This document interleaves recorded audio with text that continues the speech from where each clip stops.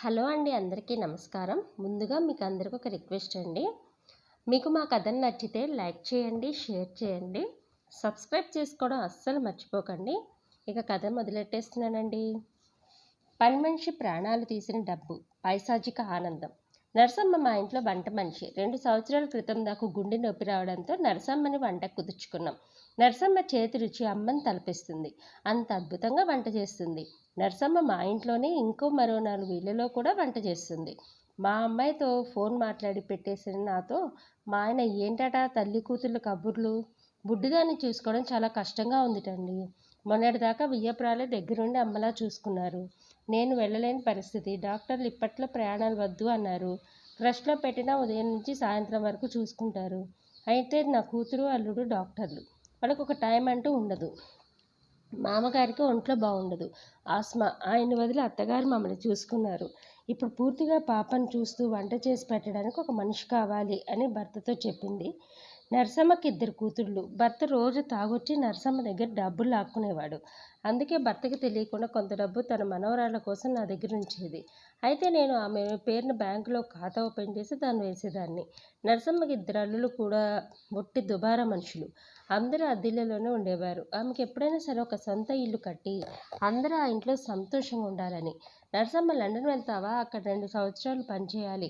అక్షరాల 20 లక్షలు నీ బ్యాంకులో వేస్తారు. నీ కష్టాలు గట్టెక్కుతాయి. 20 లక్షలు అనేసరికి తన కల నెరవేరుతుందని భావించి వెంటనే ఒప్పుకుంది. నరసమ్మ లండన్కి వెళ్ళి 1.5 సంవత్సరం అవుతోంది. ఇంకో 6 నెలల్లో తిరిగి వస్తుంది. ఆమె కల నెరవేరుతుందని ఆనందపడ్డాను. నరసమ్మ నా మనవరాన్ని చాలా ప్రేమగా చూసుకుంటూ చాలా రుచిగా వంట చేసి పెట్టేది. నరసమ్మను పంపించడం ఇష్టం లేకపోయినా మరో 5 లక్షలు ఇచ్చి నా కూతురు ఇండియాకు పంపింది.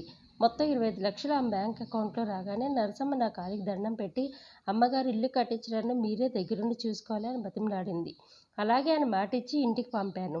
ఇద్దరం పక్క రోజు నుంచి ఇంటి వేట పడాలి అనుకుంటూ నవ్వుకున్నాము. పక్క రోజు ఉదయమే నరసమ్మ మరణ వార్త. నేను మా ఆయన వెళ్ళి పరామర్శించి వచ్చాం. అయితే మా ఆయనకు వాళ్ళ భర్త చంపాడని డౌట్గా ఉంది. నరసమ్మ లేనప్పుడు వాళ్ళ పెద్ద కూతురే వంట చేసేది. నరసమ్మ చేసినట్టే రుచిగా ఉండేది. రెండో కూతురు ఇల్లంతా అద్దన్నా నీట్గా ఉంచేది. మర్నాడు వాళ్ళు పనికి వచ్చినప్పుడు నేను నిలదీశాను. అప్పుడు ఇద్దరు ఒకరి ముఖం ఒకరు చూసుకొని నా భర్తను మా నాన్న డబ్బు ఇవ్వలేదని అమ్మతో గొడవ పడ్డారు. అనుకోకుండా నాన్న కొట్టిన దెబ్బకు అమ్మ తల గోడ తగిలి వెంటనే చనిపోయింది. అయితే పోలీస్ కంప్లైంట్ ఇద్దామన్నాను నేను. లేదమ్మా, నాన్న ఇప్పుడు బాగా మారిపోయారు. ఈ వయసులో జైలుకి పంపించి మేమేమి బాగుంటాం? అమ్మేమన్నా తిరిగి వస్తుందా? ఆ జరిగిన దానికి తనే తాగుడే కారణమని తాగడం కూడా మానేశారు. అమ్మ డబ్బు కొంత భాగం ఇస్తామన్నా తీసుకోకుండా ఇద్దరి పేరునే రాయించి ఆయన కూలి పనులకు వెళ్తున్నారు. ఈ డబ్బుతో మేము ఇల్లు కొని అందులో ఉంటాము అని అనుకుంటున్నాము. అమ్మ కోరిక నెరవేరుస్తాము అనుకున్నట్టే ఇల్లు తయారైంది. దగ్గరుండి తనే చేయించింది. నరసమ్మ కోరుకున్న ఇల్లు.